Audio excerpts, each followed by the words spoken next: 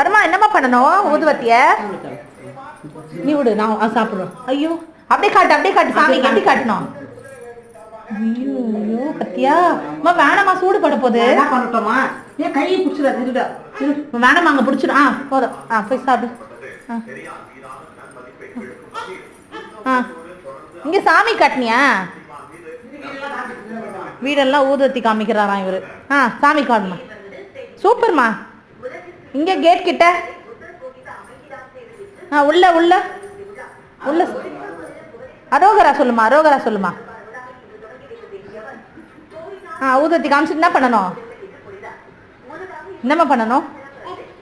காமிச்சிட்ட அப்புறம் சரி இப்போ சாமி கிட்ட வச்சிரு. சார் வந்து வீடு ஃபுல்லாக ஊதுவத்தி காமிக்கிறாராமா. போதும் ஊதுவத்தி நீ காமிச்சது போதும், ரொம்ப காமிக்கிறாரே.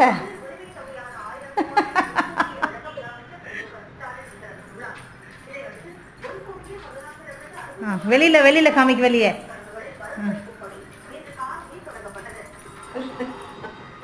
சரி சூப்பர்மான். போதும் அம்மாட்ட கொடுத்துரு பாப்போம். போதும். இந்த கடமை உணர்ச்சியை நான் என்னன்னு சொல்றது. எங்கள் அம்மா ஊதுவத்தி காமிக்கிறத பார்த்துட்டு சார் வந்து அந்த ஊதுவத்தி எடுத்துத்தான்னு சொல்லி வீடு ஃபுல்லாக ஊதுவத்தி காமிச்சிட்டு இருக்காராமா. எனக்கே சிரிப்பு வந்துச்சு. ஃபர்ஸ்ட் டைம் பார்க்கவும் சிரிப்பு வந்துச்சு எனக்கு. பாட்டு பாடு போ, சாமி கிட்ட போய் பாட்டு பாடு.